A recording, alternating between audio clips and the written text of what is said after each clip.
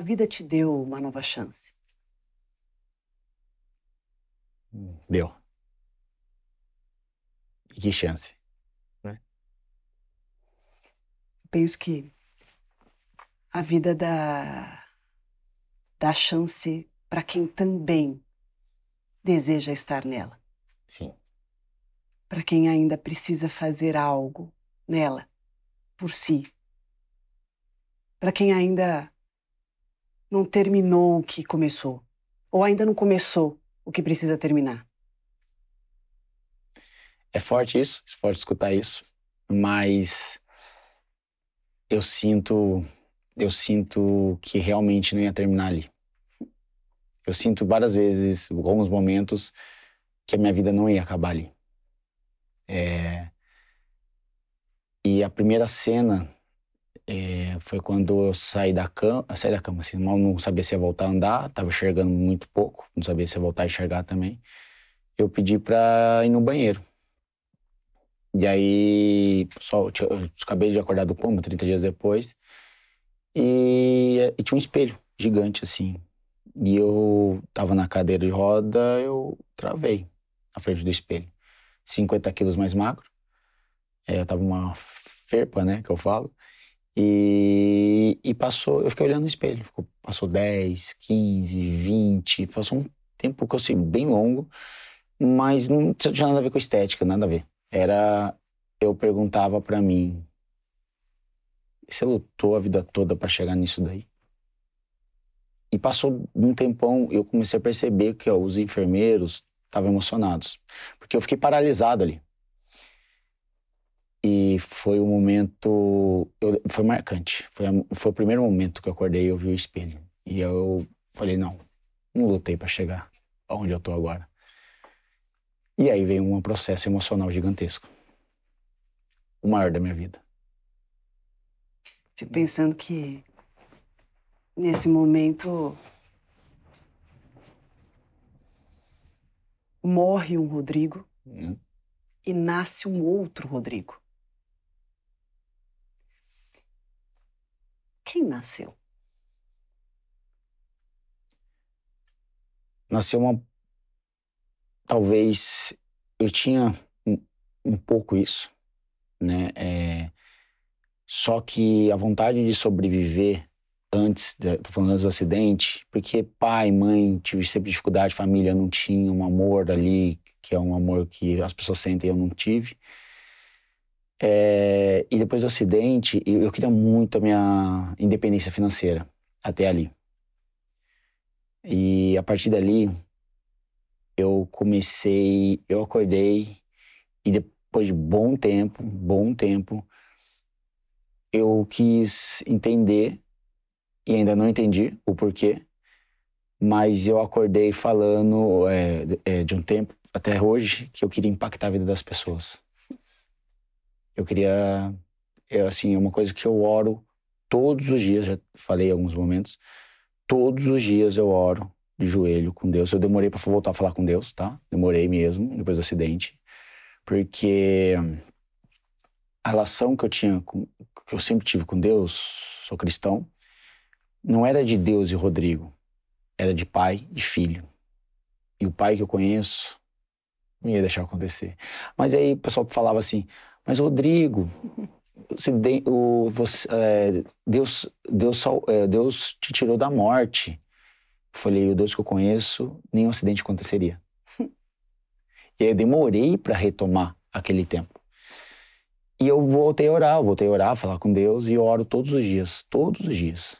Deus, eu não oro por dinheiro, não oro por trabalho, acho que as coisas vão acontecendo conforme você se entrega, mas oro todos os dias. Deus, quando eu sair de casa amanhã, me ajuda a fazer o bem. E usa pro bem. Me ajuda a impactar a vida das pessoas. Seja um bom dia para alguém, seja financeiramente, seja trabalhando. Me usa. Eu fiquei em dúvida o que te fez reconectar com Deus. Eu comecei a perceber que Deus, ele não age. Assim, ele age nas grandes coisas, mas ele age principalmente nas coisas que a gente não dá atenção. E pequenos detalhes que a gente não presta atenção nem no dia a dia. E ele me encheu de algumas pessoas, que eu, como falei, não tenho família, mas pessoas com amor, que anjos apareceram na minha vida. E estão comigo, né, hoje mais do que nunca. Mas alguns detalhes emocionais,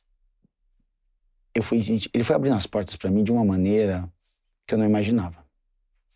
E quem abriu? Ele. Tipo, não acredito em coincidência. Eu acredito que existe um Deus. E por mais que ainda eu tivesse aquela decepção, irritação, era minha. E Deus, eu aprendi que Deus tem um tempo para cada um. Meu tempo não é o seu tempo ou do meu vizinho, não é comparar um ao outro, mas Deus tem um tempo e um propósito para cada pessoa, para cada um. E mais do que nunca, eu passei a ter prazer de saber que alguém está sendo impactado pela minha vida. É um prazer que nada me dá mais, assim. É um prazer gigantesco. Quando você faz diferença na vida de alguém. É muito gostoso. Eu queria trazer duas histórias que eu lembrei.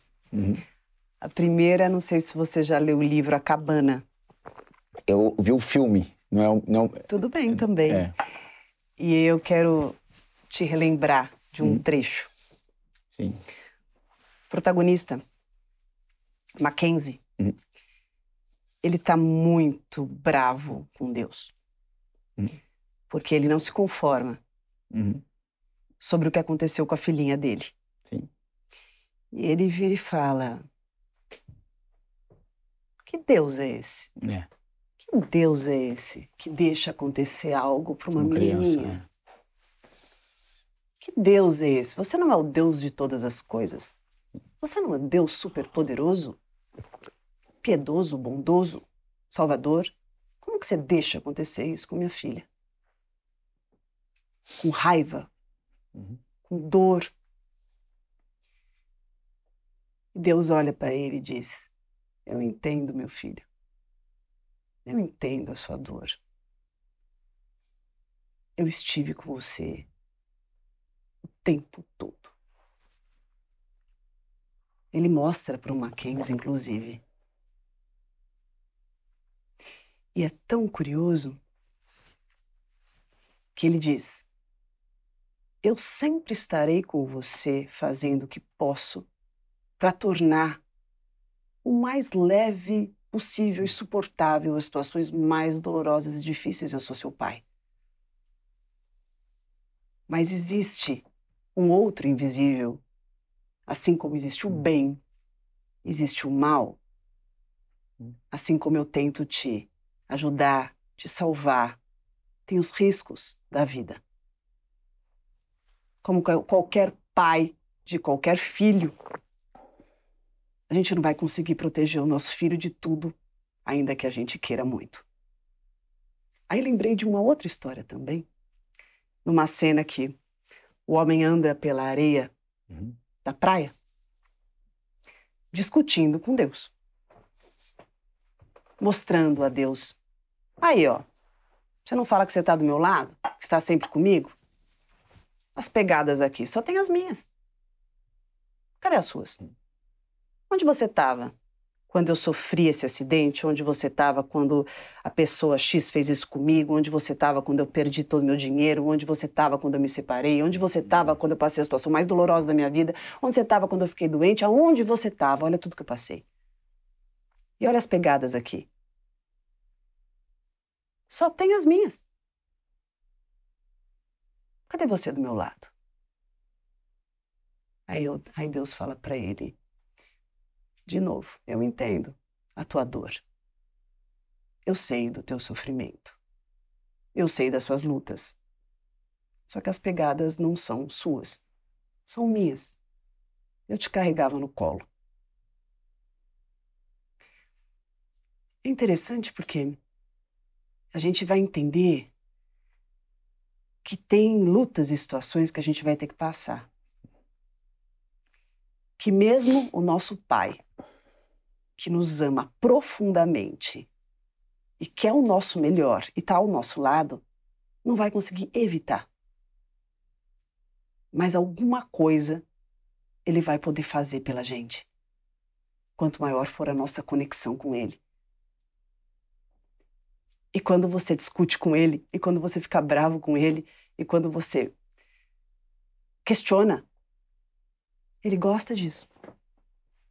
Porque você não desistiu dele. A gente costuma dizer que enquanto a gente discute com alguém, a gente fica bravo com alguém, enquanto a gente está incomodado, é porque esse alguém ainda tem presença dentro da gente. Sim. O duro é quando a gente abandona de vez, desacredita, se torna indiferente. Por isso que eu perguntei quando você se reconciliou com ele e você rapidamente me disse que você entendeu a importância. Eu entendi que ficar para impactar, ficar para fazer a diferença na vida das pessoas, na tua vida. Eu senti que poderia, é porque ainda não tem uma razão para mim ainda. Não sei quando vai ter. Mas eu nunca senti o prazer que eu tenho quando eu vejo que através de qualquer ato tá mudando a vida ou o dia de alguém. Eu nunca senti esse prazer na minha vida. Em outras coisas também não lembro de outra. E por que não tem motivo? Umas coisas muito estranhas. Por que me dá... Assim, não sei por quê, mas eu fico mais radiante. A Bíblia diz, né, que a gente é muito melhor quem dá do que de quem recebe, né? Então, e aí eu comecei até a pensar nessa parte da Bíblia. Eu falei, é gostoso, sabe? É uma coisa diferente. E eu não gosto da palavra ajudar. Tipo assim, é uma coisa que tem que sair natural, as coisas, sabe? E você sentir e fazer, não...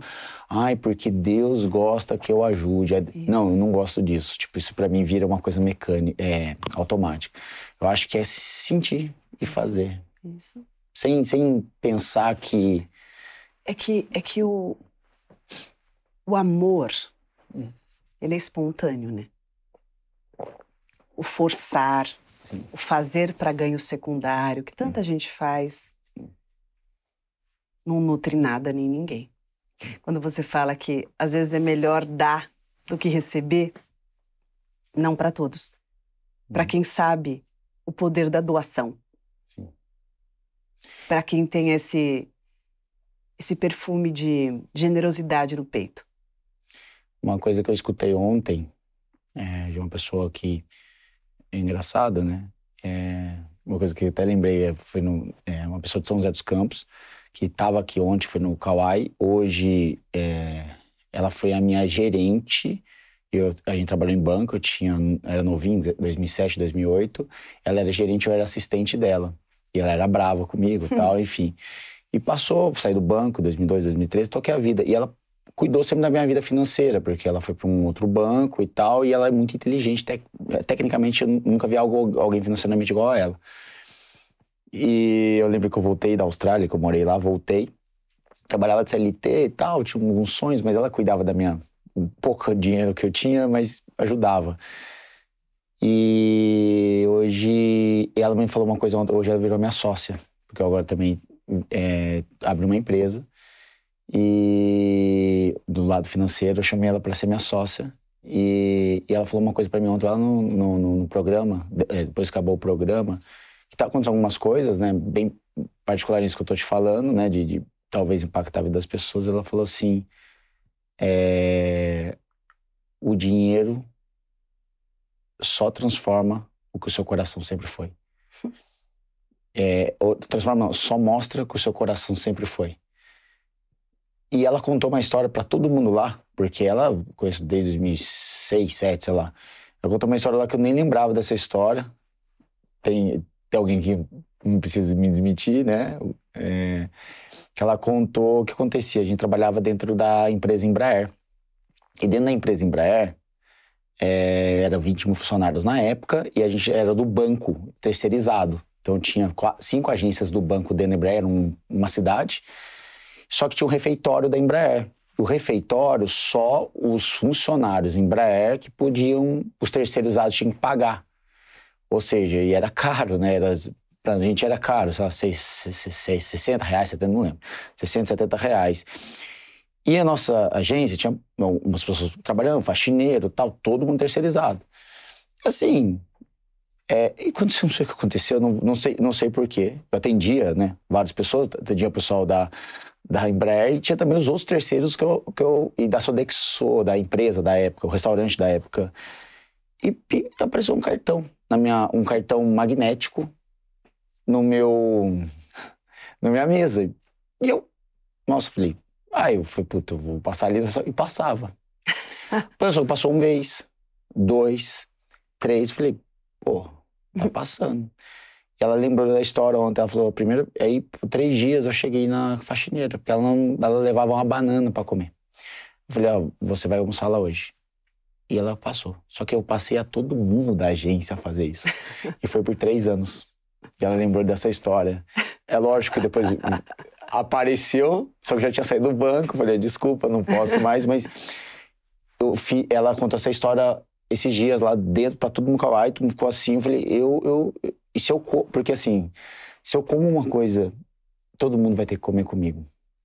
E ela contou essa história que eu não lembrava mais dessa história. E realmente hoje eu tenho acesso a algumas coisas que as pessoas que sempre que eu gosto, aqueles anjos que eu te falei, eu quero que desfrute comigo. É o mínimo que eu quero fazer. Eu não consigo sentir prazer, eu não consigo degustar ou viver algo sozinho. De onde você vem? Sou do interior de São Paulo, São José dos Campos. Interior. A minha pergunta é, quando você conta dessa generosidade... Eu não sei se eu sou generoso, assim, mas assim, as histórias que eu ouço, assim, é legal, né? Esse comportamento, essa forma de ser, é de uma personalidade generosa. É importante a gente saber as virtudes que a gente tem. Quando nós sabemos as virtudes que temos, nós nos apropriamos do poder que nos foi dado. E então podemos usá-lo para o nosso bem e para o bem de todos. Quando nós não somos conscientes das virtudes e das limitações que temos, nós podemos ser um risco para nós e para os outros. Então, é muito importante a gente saber os nossos pontos fortes e os nossos pontos fracos. Você demonstra ter uma personalidade generosa. E que bom isso. Eu acho que pode ser um pouco. Eu não consigo me olhar, não consigo. Eu nunca parei para ver minhas virtudes, se eu tenho ou não tenho. Por quê? Não sei. Mas agora, se a gente parar agora, você é generoso? Alguns momentos, sim. Acho que sim. E eu não gosto dessa palavra de... Se eu chegar e falar minha virtude é ser generoso. Porque aí vai ser algo mecânico, não vai ser uma coisa natural mais. Eu quero que seja natural. Mas se você reconhecer algo muito bonito que você tem, isso deixa de ser natural? Não sei, nunca testei. Mas... Olha pra mim, não tem problema nenhum. Você saber as coisas boas que você tem. A gente também tem que lidar com, às vezes, as dificuldades que a gente tem de reconhecer as nossas potências. Às vezes parece que a gente não tem autorização para se apropriar daquilo. Mas é genuíno. Aquilo que a gente tem de bom e também as coisas que a gente tem que melhorar. Né? Senão a gente... Eu falo que às vezes tem gente que fica numa prepotência ou muitas vezes num complexo de inferioridade e não se percebe. Eu realmente tenho uma dificuldade de me perceber. Como você se vê? Você contou pra mim que você acordou do acidente e olhou no espelho. E obviamente deve ter ficado impactado por 50 quilos, mais 50 quilos você falou? 45, 50 quilos. 50 quilos. Gente, é muita coisa, né? Mas você se olhou. E você disse que você se perguntou, é para isso que você viveu até aqui? E aí eu fiquei com uma dúvida. Primeiro que eu achei uma fala crítica. Sim. Né? no momento que você precisava tanto de colo, de carinho, Sim. de amparo, né? E Para alguém que valoriza os anjos que apareceram na sua vida e te acolheram, achei que você foi duro consigo. Aí a minha pergunta é, como você se vê? após isso, Agora. Como você se vê? Agora.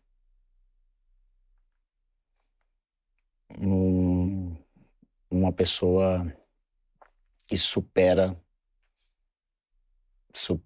que supera as maiores adversidades. E aí eu achava que era isso do acidente, não, desde antes. Só que tomou proporção maior agora. E eu, às vezes, alguns momentos eu penso, cara, eu sou um guerreiro da superação. E a maior superação que a gente tem é emocional. A gente carrega heranças da infância que é difícil tirar. É difícil você mudar o que te colocaram lá atrás. E a minha maior superação, tanto foi emocional, depois física, depois do acidente e a solidão. Solidão que eu falo de família. Você disse para mim 3 vezes já na nossa conversa de poucos minutos. De família. Que me faz pensar que essa solidão de família dói.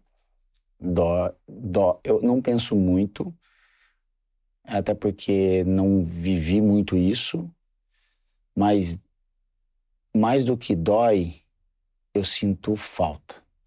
Por exemplo... Desculpa, Rodrigo. O que aconteceu com a sua família? Eu tive uma guerra e criança de 6, 7, 8 anos, eu lembro mais assim, meus pais brigando muito, né? Minha mãe saindo com outros homens, meu pai com outras mulheres. Meu pai chegava bêbado, batia na minha mãe fazia escândalo. Enfim, fui morar com a minha mãe me expulsou de casa com 11 anos, porque ela também parecia... eu tinha acho que quando eu criança tinha uns ciúmes da minha mãe. Minha mãe parecia com homens realmente diferentes ali, na minha frente e tal. Uma vez eu acordei de madrugada, hoje eu sou adulto, eu posso te falar, mas assim, no quintal, se pegando, eu lá do lado no quarto, né? E aí ela falou que eu tava sonhando e tal, enfim. Me expulsou de casa com 11, fui morar com meu pai. Meu pai sempre teve preferência para a esposa dele, a antiga esposa dele. E eu fui sempre o segundo plano ali. Beleza, tudo bem. Ali, escola pública, não tem problema nenhum. Ali me fez também ser o que eu sou ali. Cresci com uma molecada que até hoje são meus amigos. E aí, com 17 anos, ele também me expulsou de casa. E aí eu lembro que fiz 18, eu fui fazer faculdade de administração. E eu fui morar de aluguel. Eu falo isso, né? Eu falo isso para muitas pessoas. Então, imagina eu com 18, a faculdade era... aí eu consegui estágio no banco, logo que eu entrei na faculdade, e eu ganhava R$500 no estágio. E a faculdade custava 600, e o apartamento que eu morava, 400. Então eu dividia, um mês eu pagava no mês eu pagava outro. Eu fiquei em dívida quase um ano que eu fui efetivado. Quando eu fui efetivado, que minha vida começou a mudar. Só que depois dos 20 ali, que eu já trabalhando em banco e tal, e aí, terminando a faculdade, meu pai se aproximou muito de mim. Tipo, não sei, meu pai... talvez eu ganhei um pai daqueles momentos que eu nunca tive. Um pai é legal, amigo, tratando como um adulto, sei lá. E aí me chamava para churrasco e tal, conversava comigo direto. E a gente teve uma relação bem mais próxima, assim, um cara que conversava de coisas de adulto, achei legal isso comigo, né? Me tratou como adulto, tratou como de igual para igual. Mas aí, uma noite, uma sexta-feira, nunca me chamou pra sair, que ele sabia que eu, né, tinha 20 e poucos anos, queria sair na minha noitada, e ele gostava de sair. Mas é uma sexta-feira, ele... Filho, vai sair comigo hoje? Falei assim, vamos, quero conversar com você. Uma sexta-feira à noite. E aí,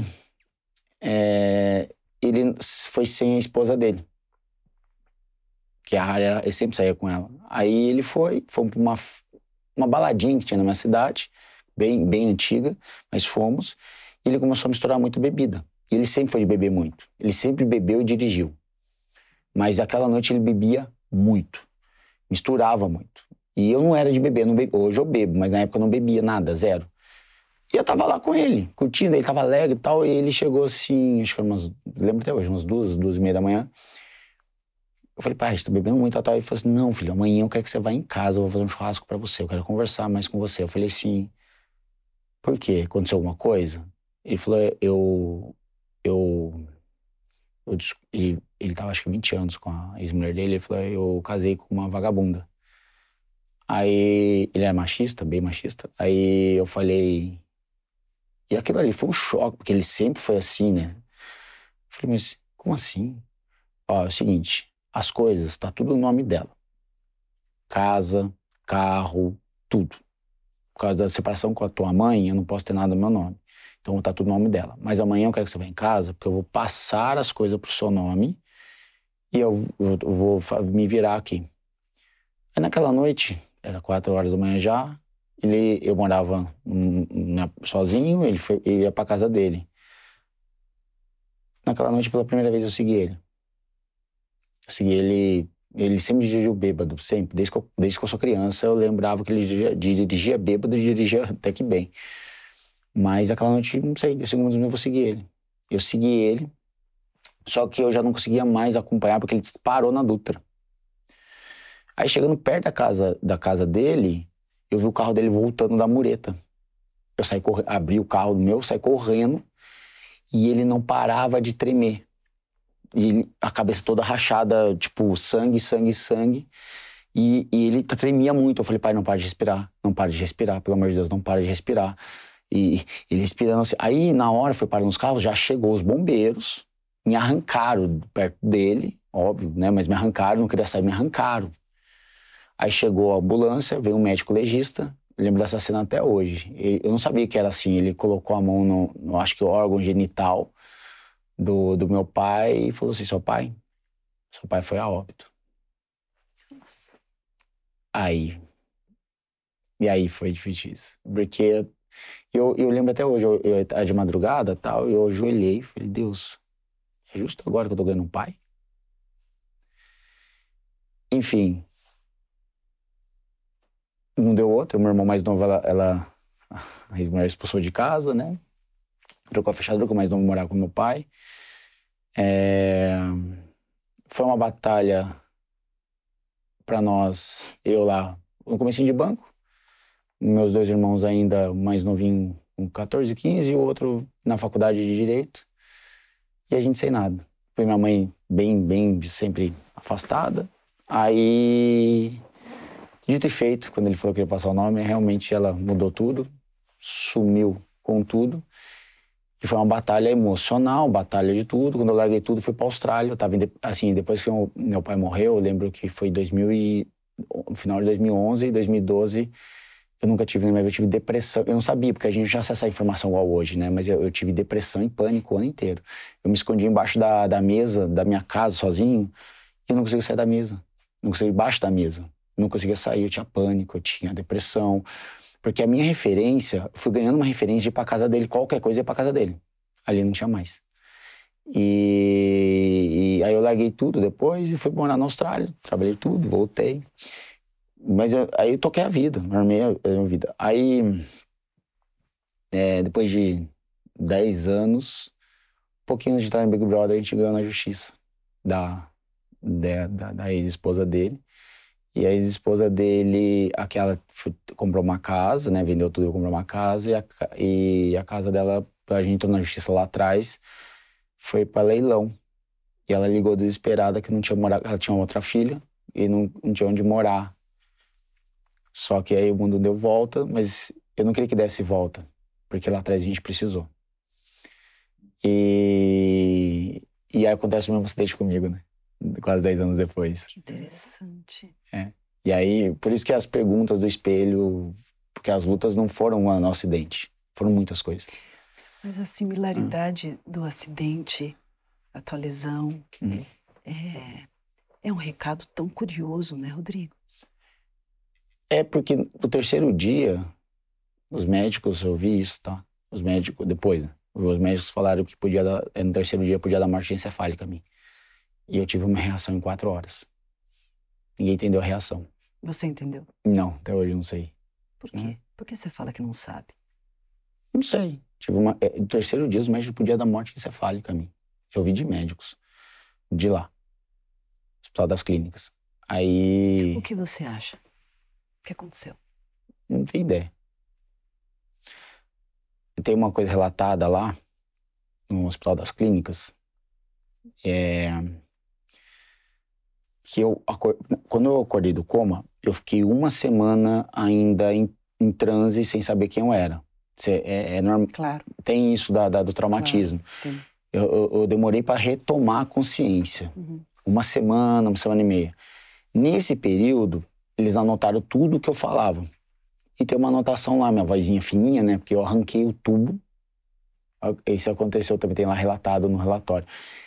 Do nada eu acordei do coma, eu arranquei o tubo que estava dentro de mim, aquele, sei lá. Eu sei. E aí minha voz realmente ficou fina, porque rasgou aqui. Claro.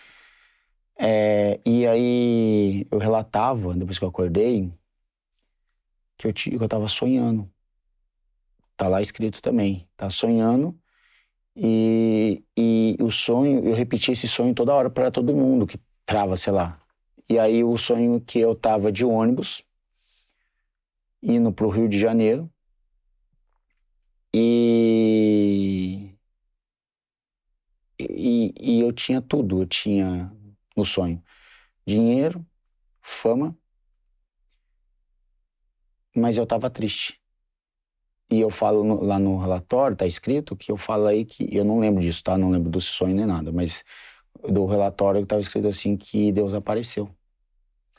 E eu perguntei, falei, Deus, eu tenho tudo. Dinheiro, fama, amigos.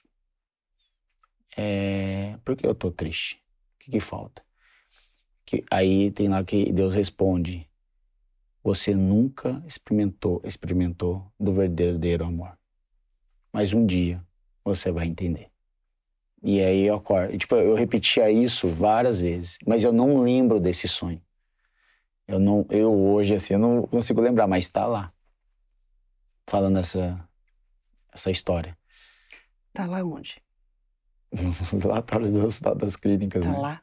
Eu acho que tá. Não tá em você? Eu tento reformular essa cena na minha cabeça. É uma coisa tão assim, que eu não... Eu até... Será que é verdade mesmo? Sei lá, eu fico até me perguntando, será que é isso mesmo? Sei lá, será que queriam me agradar? Eu fico perguntando assim. Você pode se perguntar. Você conhece o verdadeiro amor? Não. Eu tenho sentido o verdadeiro amor de pessoas. Algumas pessoas, sim, de pessoas próximas. O que você acha que é o amor? O amor que eu entendo de ouvir falar, tá? Ele é incondicional. Independente de que você faz, deixa de fazer, a pessoa vai te amar. É como se tivesse um prato de comida, um só. E a pessoa, mesmo com fome, deixa de se alimentar porque você tá com fome mais do que ela. É dar a vida pela outra pessoa. É quando você tá muito mal, você entende que tem alguém que vai te abraçar. E você pode estar muito mal, não importa. Aquela pessoa vai ser o seu porto seguro. Aquela pessoa, pai, mãe, sei lá. Mas é um porto seguro. E digo mais também do acidente, que eu tô lembrando aqui, que eu não falo muito, né, mas assim, depois que eu acordei do coma, isso eu lembro. Passou uns dias, o médico que fez a cirurgia da minha cabeça, do traumatismo, engraçado, que ele não entende nada, ele era um senhorzinho, 35 anos de experiência. Eu acho que um dos melhores neurocirurgiões do país. Ele dava aula, sabe? Foi pra descobrir, né? Não entendia nada de internet, nada, zero, sabia nem quem que era. Ele foi lá no hospital, aí tinha umas pessoas também próximas a mim que estavam lá, Ele veio, senhorzinho e tal, ele falou pra mim, isso eu nunca mais esqueci, nunca mais vou esquecer com certeza. Ele falou assim, é, que bom te ver assim. Foi uma cirurgia, posso falar agora, extremamente complicada. É, quando recebemos você, por mais que eu faça isso daqui toda semana, todo dia, foi um dos casos que eu falei talvez um dos mais Mais difíceis. complexos. Mas depois da sua cirurgia, uma coisa que nunca aconteceu pra mim, eu fiquei 2 noites em claro. E eu não esqueci a sua cirurgia. E ele falou assim, foi muito forte pra mim. E eu não consigo te explicar. Ele falou assim, ele não conseguia esquecer a minha cirurgia, 2 dias sem dormir, o quão bem sucedida foi. E falou só isso, mas um cara com 35 anos de experiência, falar que aquilo pra ele. E ele falou lá, foi brincando que ele falou assim, vou falar um pouco de silêncio aqui, porque isso a gente não se fala no hospital, tal. Ele foi humano ali, mais do que cientista da medicina, ele foi humano. Ele deu esse relato pra mim. E na hora mal falava direito ou tal, hoje eu perguntaria um monte de coisa pra ele, mas... Eu te conto que isso, por exemplo, Ah, é uma forma de amor. Eu vou te contar o que é amor pra mim. uhum, Porque eu acho que cada um enxerga o amor como sim, consegue. Obviamente que existem visões bíblicas sobre o amor que eu respeito muito, compactuo em grande parte. sim. Mas eu também considero que a gente vai descobrindo o amor durante a nossa vida, se a gente for cauteloso, atento, observador e sensível. Para mim, amor é doação. Quando o médico vai lá e espontaneamente te conta algo que ele não precisava contar, que não estava no protocolo, mas ele conta, ele doa para você uma sensação, um insight, uma experiência, para dizer o quão especial você é, o quanto essa cirurgia foi complexa e o quanto ele está feliz e o quanto ele se sente privilegiado por ter sido o médico que te operou. Amor para mim é doação, é entrega, é perceber o outro, além de si. Eu não acho que é dar a vida, porque se eu dou a minha vida a você, eu tiro a minha. Então eu amaria a ti em detrimento de mim. Mas eu acho que amor é quando eu cuido da minha vida e zelo pela tua. Quando eu sei da importância que eu tenho para você e reconheço a importância que você tem para mim. Quando eu fico feliz pela tua felicidade, ainda que eu não goze dela. Mas ao ver a sua felicidade, eu também me felicito. É perceber que em alguns momentos difíceis da minha vida, os seus talvez serão mais fáceis. Uhum. E ainda assim, eu nutro um sentimento bom por ti. O amor para mim é essa entrega, o amor para mim é a doação, o amor para mim é querer bem do outro.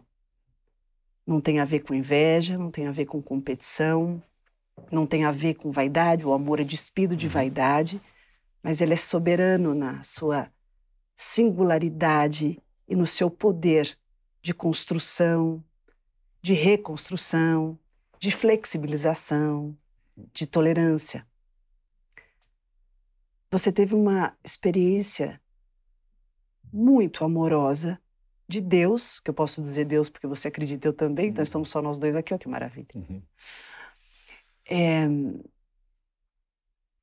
Seu pai tem uma partida difícil, dolorosa, mas você teve o privilégio de ter um resgate dessa relação em vida. Ele conseguiu em vida, do jeito dele, com as limitações dele, fazer um resgate com você. Quando você disse, poxa Deus, agora que eu vou ter um pai, eu perco. Eu penso, que bom que você pôde ter. Que bom. Eu tive, durante 18 anos, um pai muito bravo, muito rígido, que não tinha tempo nenhum para mim. Eu apanhei bastante, sem merecer, porque eu sempre fui uma menina boazinha, mas foi muito difícil.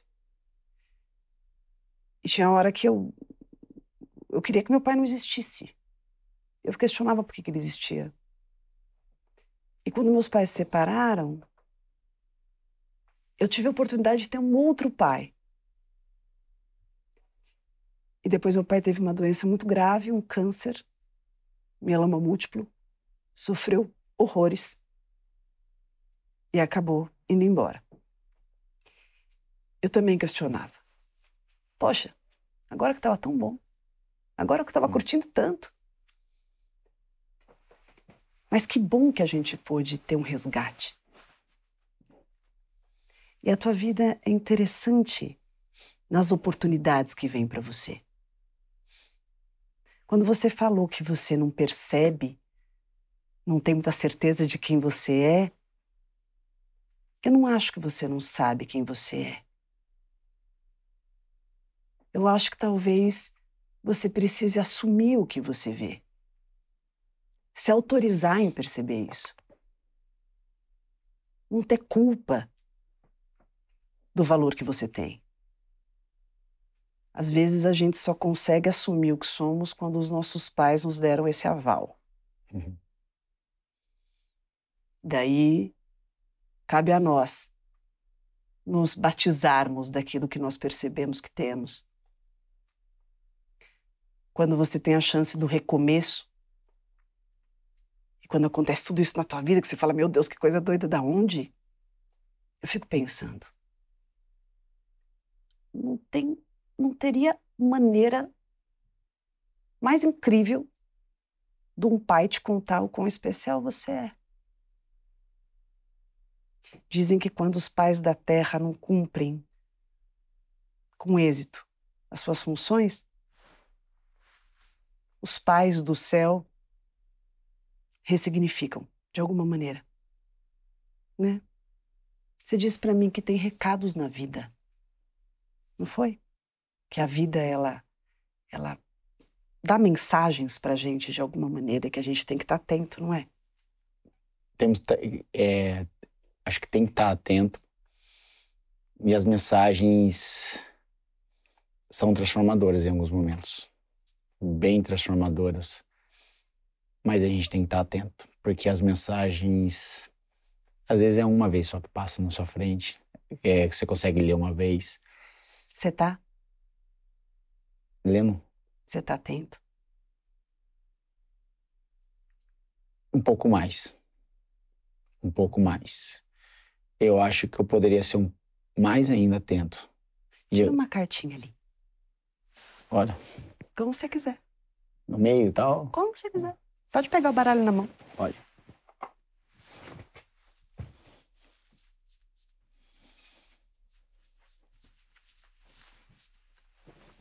Entrego pra você? Pode ler. Pode ler. Traição. É forte esse tema na tua vida. Uhum. Muito. Tira outra carta.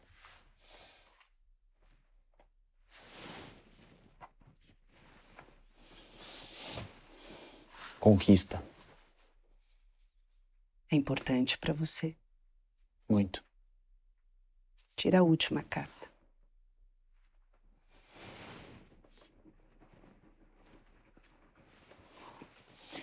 Casamento. Casamento. Talvez seja seu destino. Não sei. As pessoas falam pra mim assim, se eu tenho vontade de casar, ter relação, e eu respondo de uma maneira assim, que é o meu jeito de pensar, né? Por que que eu vou voltar pra algo que me fez tão mal, que é ter família? Porque só se eu for louco. Imagina você, sei lá, você foi pra um lugar e te fez muito mal. Esse lugar, algum país, alguma cidade, você fez muito mal. Por que você voltaria para um lugar que te fez tão mal? É uma coisa que muitas pessoas perguntam, você é casado? Eu falei, cara, por que eu vou voltar para uma coisa que fez muito mal para mim? Não vou. Mas é o que eu penso hoje, não sei o dia de amanhã. Mas hoje eu falo isso. Mas você não quer construir o que você nunca teve? Eu tinha esse sonho de ter uma coisa que eu nunca tive. O problema é que cada vez que foi passando, mais esse sonho foi se tornando pesadelo. Por que eu vou voltar para um pesadelo? Por que você diz voltar? A ter um restício de família. A voltar, sei lá, existe mãe, pai, filho, sei lá. Rodrigo, você nunca mais vai voltar àquela família. Aquela família, ela tá na tua história. Você não vai voltar. Essa família tá na tua história. Se um dia você tiver uma família, vai ser a sua construção, a sua direção, algo seu que você vai estruturar. É natural que a nossa referência seja baseada no que a gente viveu. Sim. E a gente fica muito desacreditado quando a gente vive algo doloroso. A vida te passa uns recados, você que comentou dos recados da vida. Ela disse sobre o quão surpreendente ela pode ser. Fez você reviver. Pensa. O próprio médico disse para você em outras palavras, mas na verdade ele estava dizendo, olha, de tudo que eu já vi em 35 anos, era muito difícil que esse caso fosse ter o resultado que teve. Tanto que ele nem dormiu 2 noites, porque provavelmente não encontrava resposta para o que aconteceu.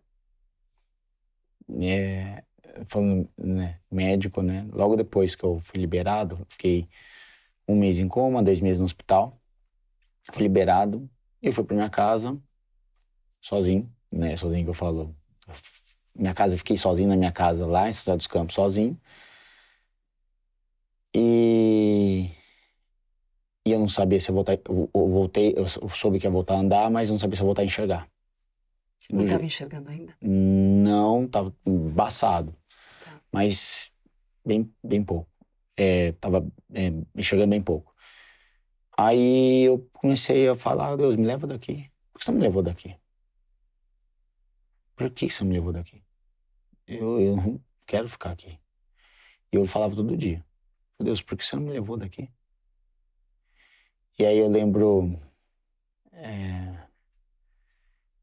que todo o traumatismo, 95% do traumatismo craniano, as pessoas têm uma depressão profunda por 2, 3 anos.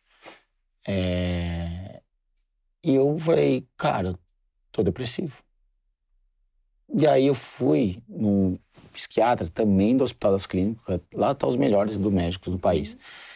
E voltei lá. Falei, doutor, eu quero morrer. E eu não quero viver, eu tô depressivo. E tinha um medicamento que é caríssimo. Tem esse medicamento que é de uma empresa multinacional. Eu não vou falar o nome, mas é o melhor remédio, o medicamento para depressão no mundo. Ele cura não sei quantos de depressão. E eu falei, doutor, eu quero esse remédio. Por favor, me dá esse remédio. Ele falou, olha, Rodrigo, tecnicamente quem estudou fui eu. Você é meu paciente. Eu vou te passar algumas coisas e eu vou te olhando mês a mês. Passo de mês a mês, depois de 6 em 6, depois de ano eu voltei nele esse ano fui agora, há 2 meses atrás, 2 meses. E eu cheguei ali pra conversar com ele, pra voltar, e eu cheguei do jeito que eu tô hoje, né? Tipo, normal, tal. E parece que ele me acompanha nas redes sociais, não sei se ele pelo que fala, ele acompanha. E ele falou, senta aí. E ele tava meio assim, um médico também bem antigo, sei lá, bem estudado. Ele falou, é impressionante te ver entrando agora e do que eu vi logo depois do acidente. Ele falou, é impressionante. E ele falou, algumas coisas eu acompanho, você viajando o mundo inteiro, trabalhando, fazendo apresentação e tal. Isso faz 2 anos só. acidente, estudos, ele falou, você pode pesquisar estudos de traumatismo craniano, ainda mais do seu, que foi muito forte. É inimaginável na medicina ver você aqui. Ele falou, você lembra que você chegou aqui e falou que você estava em depressão, que você queria remédio, você queria morrer? Eu falei para você me escutar, que tecnicamente quem estudou fui eu, e eu falei que não te dar medicamento, mas eu vou te falar o que você tinha. Você não estava em depressão. Mas é uma coisa tão doida que a gente tá falando entre os médicos aqui, que a gente, né, cuidou de você e tal, mas você não estava em depressão. Sabe o que você tinha? Tinha uma ansiedade gigantesca. E eu controlei a sua ansiedade. Com medicamentos, óbvio. Mas sabe o que bateu a sua ansiedade? A mesma ansiedade que você achou que era depressão é a mesma ansiedade que te salvou. Eu falei, por quê? Ele falou, essa sua ganância de ter o controle da tua vida fez você estar aí, ó, 2 anos que você tá. Ele falou, a mesma ansiedade que você achou que você ia morrer, que era depressão, não era, é a mesma ansiedade que fez você querer retomar o controle da sua vida. É impressionante na medicina. E aquilo eu nunca mais esqueci do que ele falou. Tipo, não esqueci, não vou esquecer, né? E me deixou assim, caramba, como assim? Não tava depressivo, eu tava ansioso e aquela mesma ansiedade me fez querer ter o controle da vida, da minha vida. Porque, e ele falou da minha história, ele sabia da minha história, ele falou assim, ao longo da tua vida, desde, acho que depois da adolescência sua, estudando as suas coisas, pela sua história, você precisava de ter o controle da tua vida. Você lutou por isso. Desde quando você falou para sair da faculdade, seu pai expulsou e tal, você precisava ter o controle da tua vida. E você foi lutando. E quando aconteceu num ato que você estava numa crescente, aconteceu algo que tirou algumas coisas de você. Aquela ansiedade foi maior. Porque não era o controle de você. Você sempre o controle de querer fazer algo que você fazia, mas ali não, você dependia de outro. Outra pessoa te acompanhar. E aquilo te derrotou. Mas não te derrubou. Ele falou, e aí a ansiedade retomou o seu controle da vida que você tem, que você sempre quis. Que você sempre quis. Tá aí. E é impressionante para nós a medicina te ver 2 anos depois como se não tivesse acidente. Aí eu falei, doutor, mas as sequelas continuam. Ele falou assim, quais? Tipo, falou quais? Ah, doutor, o olho esquerdo ainda é embaçado metade, né? Eu enxergo no olho. Ele falou, Rodrigo, você sente falta? De verdade. Eu esqueço, às vezes tal. Ele falou, às vezes aqui eu fico com dificuldade de olhar de lado tal. Você dirige? Dirijo. Eu vejo você viajando, viajou? Não. Você sente falta? Eu falei, então isso é emocional, você não sente falta. Ele falou, olha que legal que ele falou, o cérebro da gente é magnífico. Imagina que você enxerga de um olho, metade não. Impressionante que o cérebro ele vai compensar. A gente sabia na medicina, o cérebro ele é muito inteligente. Mas mais do que a gente imagina, nem a ciência explica o cérebro. E ele retomou, você enxerga normal, como se o olho tivesse embaçado, o cérebro foi lá e alinhou o jeito de enxergar. E é muito legal a junção de medicina com algumas coisas do que aconteceu. Tem explicação na medicina e tem outras coisas que não tem na explicação na medicina. E o médico, por mais que ele seja muito estudado e muito cientista, eles não falam muito, né, de religião, alguma coisa ou outra, mas no fundo parece que querem falar alguma coisa do tipo. E você escuta? Naquele tempo ainda doí no coração ainda com Deus, né? Eu tento não ver. Mas agora? Falando com você, eu tô lembrando de algumas coisas. Do dia, não tento lembrar, porque é uma coisa que eu quero deixar no passado. Mas falando com você, eu tô lembrando dessas coisas, eu não falei nunca mais. Eu tô lembrando dessas histórias. E parece que eu tô lembrando. Você tá entendendo dos pequenos detalhes de Deus? Eu tô, e você? Tô. Falando pra você mais ainda. Foram pequenos detalhes. Pequenas coisas. E você consegue absorver o amor imenso de Deus por você? Ainda completamente não. Ainda completamente não. Mas um dia, quem sabe? Eu vou te deixar um recado. Esse livrinho é seu.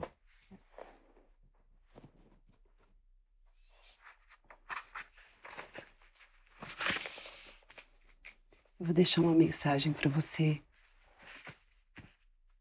guardar no seu coração em dias felizes ou difíceis. Você lê para você lembrar. Eu acredito muito que nós somos canais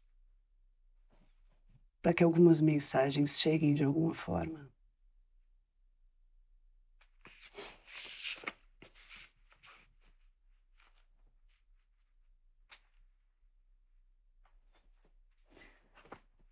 O que é nosso sempre encontrará uma forma de chegar até nós. Nem sempre as linhas da vida são lineares. Às vezes, são tortas. Mas o que está escrito, de algum modo, será lido no tempo certo, no momento que nos permitirmos. Que não demore para você perceber que o universo, entre aspas, encontrou um meio de te dizer o quão especial e amado você é.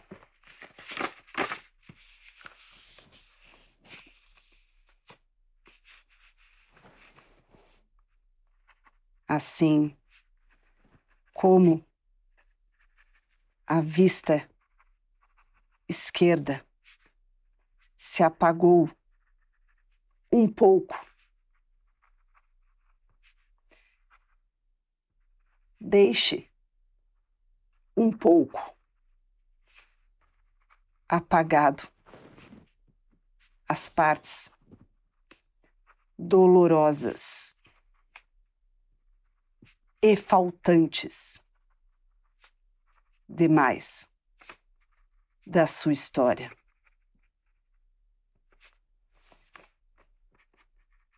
Foi dado a você por merecimento de alma uma nova chance de vida. Você tem todo o direito de escrever a sua história. Viver seus sonhos e ser feliz como você ainda não foi. Não foi essa a pergunta?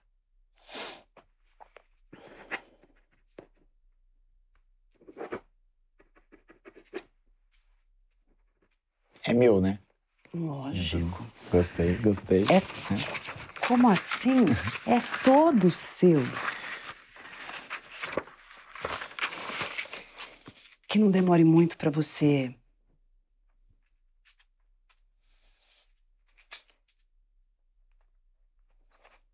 ler as mensagens escancaradas da vida para você.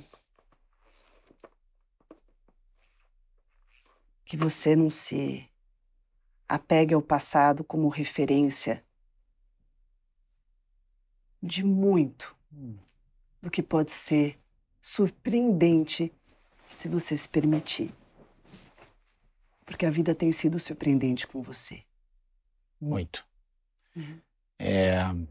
Eu falo para as pessoas, todo mundo que estiver escutando, vai escutar, o que eu, logo depois do acidente e tal, o que eu mais desejava é o que eu fazia todo dia. Acordar 100%. É o que você faz todo dia. É quem está assistindo faz todo dia.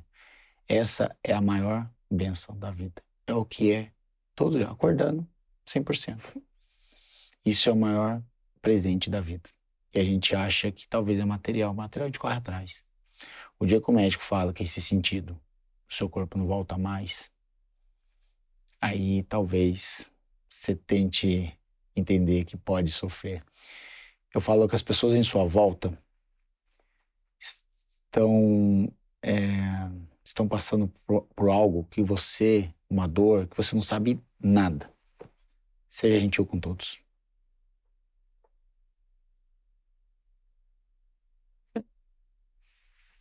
Obrigada pela oportunidade de escutar você. Obrigado você por me receber. Até a próxima sessão.